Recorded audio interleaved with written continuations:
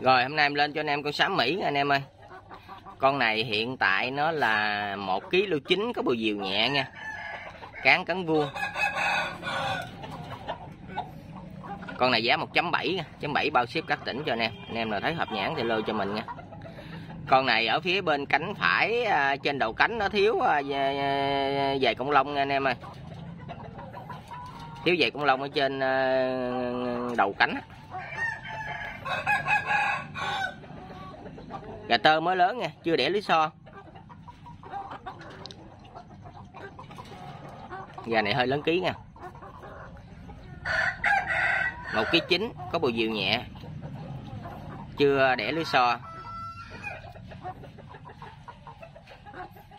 Giá 1,7 nha. Anh em nào thấy hợp nhãn thì lôi cho mình.